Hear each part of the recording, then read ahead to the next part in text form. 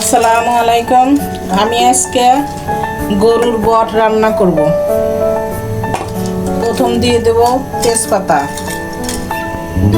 সাদা এলাচ, এখানে লঙ্কা আছে আর গোলমরিচ আছে।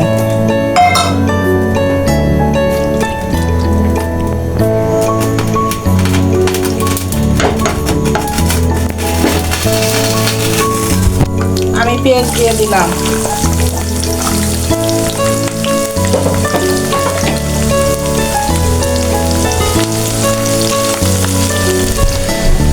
আমি আদা রসুন বাটা দিয়ে দেব। 3 চামচ আদা রসুন দিয়ে দিলাম। এখন দেব 1 চামচ হলুদের গুঁড়া, 2 চামচ মরিচের গুঁড়া, গরম মশলার গুঁড়া 1/2 চামচ, স্বাদ মতো লবণ, ধনের গুঁড়ো 1 চামচ।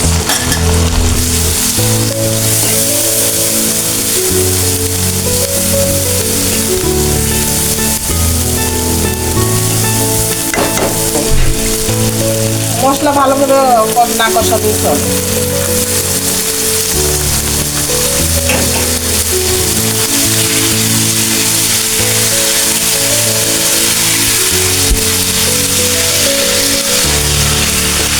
এটা জাল হবে আস্তে আস্তে, এই জন্য মশলাটা ভালো করে কষাই দেবে। মশলাটা বেশি কষালে পুড়ে যাবে, এই জন্য আস্তে আস্তে জাল হবে।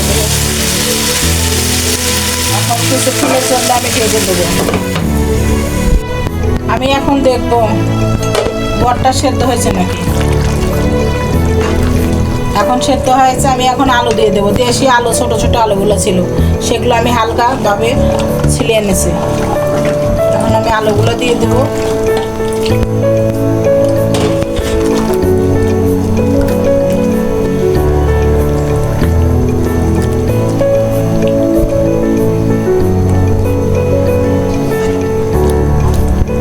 আস্তে আস্তে আমি এখন সেদ্ধ করে নেবো আলুগুলো। ঢেকে দেবো কিছুক্ষণ। আমি এখন ঢাকনাটা উঠে নিলাম। এখন আমি গরম পানি দিয়ে দিলাম হালকা।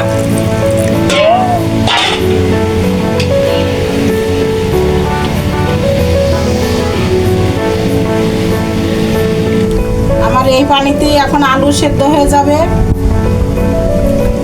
বটও সেদ্ধ হয়ে যাবে। বট সেদ্ধ হয়ে গেছে, সেই গাছে টুকোতে হয়ে যাবে। ঢেকে দিলাম। আমার হয়ে গেছে, বট রান্না হয়ে গেছে।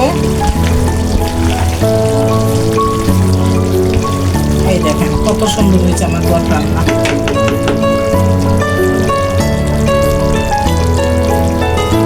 আপনাদের আপুকে একটা লাইক, শেয়ার, কমেন্ট, সাবস্ক্রাইব করে দিবেন। আমার বটটা হয়ে গেছে, এই দেখেন কত সুন্দর হয়েছে।